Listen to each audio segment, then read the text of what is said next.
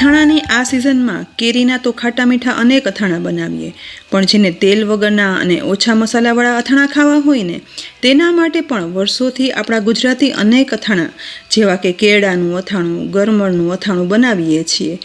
બીજા બધા અથાણા સાથે સાચી રીતે બનતા 2 પ્રકારના કેળાના અથાણા અને ગરમરના અથાણાનો વિડીયો અમારી ચેનલ પર મેં મૂકેલો જ છે. તેની લિંક પણ ડિસ્ક્રિપ્શન બોક્સમાં આપી છે, તો જરૂરથી જોઈ લેજો. પણ તેની સાથે તેલ વગરના અને ડાયાબિટીસ માટે ઉત્તમ કહેવાતું, જે સ્વાદમાં પણ એટલું જ અનોખું છે તેવું છે દાળાનું અથાણું. તો અત્યારે ખૂબ જ ઓછા મળતા દાળાને કારણે ઓછું પ્રચલિત પણ ડાયાબિટીસ માટે ઉપયોગી તેવું દાળાનું અથાણું 2 રીતે બનાવીએ.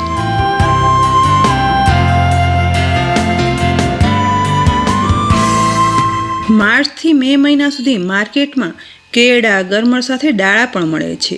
જુઓ, મેં માર્કેટમાંથી આ રીતે 500 ગ્રામ દાળા લીધા છે. વેજીટેબલ માર્કેટમાં જાઓ ને એટલે આ રીતે દાળા છે ને તેવી મોટી દાંડી સહિત ઝુમખામાં જ મળે. તેના ઉપર તરફ મોટા પાન હોય છે અને નીચે લાંબી દાંડીઓ છે. તો પહેલાં આપણે મોટી જાડી દાંડીમાંથી પતલી બધી દાંડી હાથથી અથવા તો ચપ્પુ વડે અલગ કરી લેવાની છે.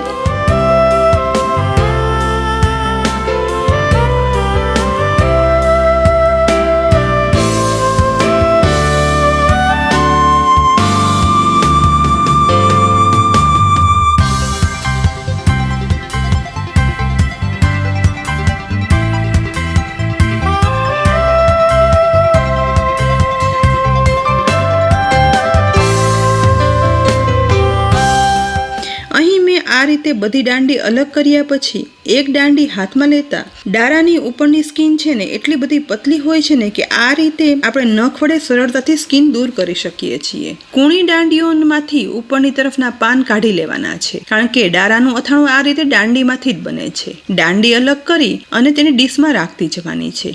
અહીં જુઓ, બધી દાળાની દાંડી અલગ કરી લીધા પછી હવે એક દાંડી હાથમાં લઈ અને ચપ્પુ વડે તેની આ રીતે ધીમે ધીમે પતલી છાલ અલગ કરી લેવાની. દાળાનું અથાણું બનાવતી વખતે દાળાને આ રીતે સાફ કરવા એક અઘરું અને સમય લેનારું કામ છે, પણ જેને દાળાનું અથાણું ભાવતું હોય ને તેને આ પ્રોસિજર પણ કરવી ગમશે.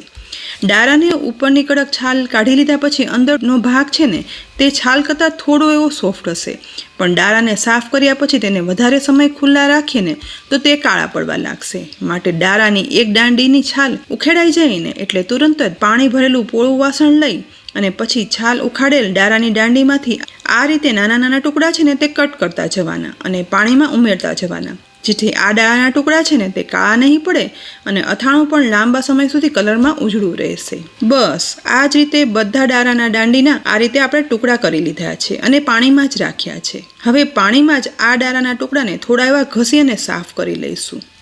2 થી 3 વખત હાથથી જ મસળી અને સાફ કર્યા પછી દાળાના ટુકડાને છે ને તે હાથ વડે જ પાણીમાંથી કાઢી અને નિતારી લેવાના છે. અને નિતારેલા આ દાળાના ટુકડાને કાચના કન્ટેનરમાં ઉમેરતા જવાના. અને હા, દાળાના ટુકડા ઉમેરવા માટે હંમેશા કાચનું કન્ટેનર અથવા તો બરણી જ વાપરવાની. બધા ટુકડા બરણીમાં ઉમેરાઈ જાય ને એટલે હવે ઉપરથી અડધી વાટકી જેટલું કાચી કેરીનું ખાટું પાણી ઉમેરવાનું છે.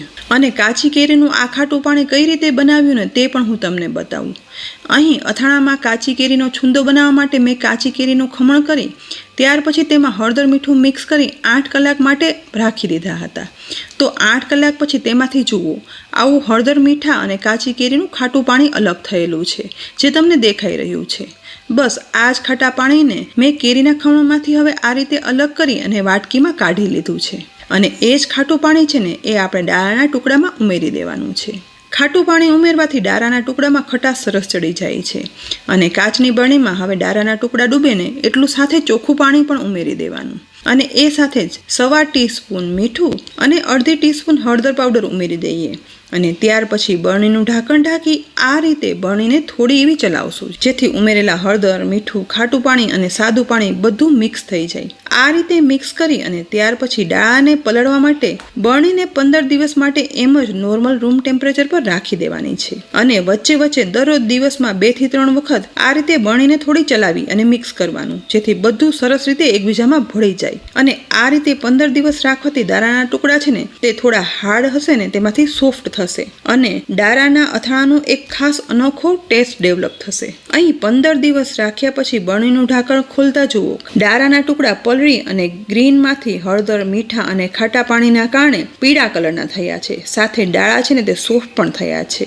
આ દારાના ટુકડા છે ને તેને અથાણા તરીકે આ રીતે પણ વાપરી શકાય છે. અને બીજી રીતે આપણે રાઈનો બોરો આપી આ દારાનું અથાણું બનાવીએ. તો રાઈના બોરાવાળા દાળાનું અથાણું બનાવવા માટે મિક્સરના જારમાં 1/8 કપ રાઈના કુરિયા ઉમેરશું. હવે જારનું ઢાંકણ ઢાંકી રાઈને સહેજ પાવડરના બનાવતા અધકચરી પીસી લેવાની છે. પીસેલા રાઈના કુરિયા એક પોળા બાઉલમાં કાઢી લઈશું. હવે તેમાં અડધી ટીસ્પૂન મીઠું, 1/4 ટીસ્પૂન હળદર પાવડર ઉમેરીએ. સાથે જ અડધા લીંબુનો રસ ઉમેરી દઈએ અને પીસેલા રાઈના કુરિયામાં એકદમ વ્યવસ્થિત રીતે બધું મિક્સ કરશું. મિક્સ કર્યા પછી વધારે અડધા લીંબુનો રસ ઉમેરશું અને ફરી સતત મિક્સ કરીએ જેથી બનતા બોરાને રાઈનો બોરો કહેવાય છે. હવે આપણે રાઈના આ બોરાવાળું દાળાનું અથાણું બનાવવા માટે ખાટા પાણીમાંથી પલાળેલા દાળાના ટુકડામાંથી આપણે જોઈએ ને એ પ્રમાણે ટુકડા આ ખાટા પાણીમાંથી કાઢી અને રાઈના બોરામાં ઉમેરી દેવાના છે. અહીં આ દારાના ટુકડા સાથે જો ગરમર ભાવતા હોય ને તો ગરમરના ટુકડા કરી અને દારા ગરમરનું અથાણું પણ બનાવી શકાય છે. પરંતુ આજે અહીં મેં ફક્ત દારા જ વાપર્યા છે. અહીં બનાવેલા દારાના ટુકડામાંથી અડધા દારાના ટુકડા મેં રાઈના બોરામાં ઉમેરી દીધા અને ત્યાર પછી દારાના ટુકડાને એકદમ સરસ રીતે રાઈના બોરામાં મિક્સ કરી દેવાના છે જેથી રાઈના બોરાવાળા દારાનું અથાણું બની જાય. અને અહીં તમે જોયું ને કે આ રીતે રાઈનો બોરાવાળું અથાણું છે ને તે તેલના ઉપયોગ વગર બન્યું છે. દારા છે ને તે સ્વાદમાં ખટાશ પડતા હોય છે અને રાઈનો બોરો ચડાવવાથી રાઈના કારણે એક સ્ટ્રોંગ અને પંજન્ટ ટેસ્ટ બને છે. અને રાઈના બોરામાં આ રીતે લગભગ 15 દિવસ ઓછામાં ઓછા નોર્મલ રૂમ ટેમ્પરેચર બહાર રાખવાના જેથી રાઈના બોરામાં ફીણા થઈ અને આથું આવી જશે, જેના કારણે રાઈના બોરાવાળા દારાના અથાણાનો ઓરિજિનલ અનોખો ટેસ્ટ આવશે. અને ત્યાર પછી ફક્ત ખાટા પાણીવાળા દારા કે પછી રાઈનો આથો આપેલા દારા કાચની બોટલમાં ભરી અને ફ્રીઝમાં રાખી દેશો ને તો 1 વર્ષ નહીં પણ 3 થી 4 વર્ષ એ સ્વાદના અને સારા રહેશે. અને ડાયાબિટીસ માટે તો આ દાળા ખૂબ જ ઉત્તમ છે. ફ્રેન્ડ્સ, આજે આપણે દાળાનું યુનિક અથાણું આપણે તેની ઓરિજિનલ અને સાચી રીતથી બનાવ્યું છે. તો આ ખૂબ જ યુનિક અને ટેસ્ટમાં ખૂબ જ અનોખું દાળાનું અથાણું અત્યારે સિઝન છે ને તો જરૂરથી બનાવજો અને ટ્રાય કરજો. અને જેને દાળાનું અથાણું ચાખ્યું હશે ને તેને ખબર જ હશે કે આનો એક યુનિક કેવો સરસ સ્વાદ છે. તેલ વગરનું બનતું આ અથાણું ડાયાબિટીસ માટે પણ એટલું જ ઉત્તમ છે. તો ફ્રેન્ડ્સ, આ અથાણું બનાવી અને પછી કહેજો કે તમને આનો ટેસ્ટ કેવો લાગ્યો. સાથે જ રેસિપી જો સારી લાગી હોય ને તો લાઇક કરી અને શેર કરજો. અમારી યુટ્યુબ ચેનલ સબસ્ક્રાઇબ કરી અમારા ફેસબુક પેજને લાઇક કરી અને ફોલો કરજો જેથી આવી અનેક યુનિક અને ઉપયોગી રેસિપીના અપડેટ્સ તમને તુરંત જ મળે. ફરી મળશું ઉપયોગી રેસિપી સાથે.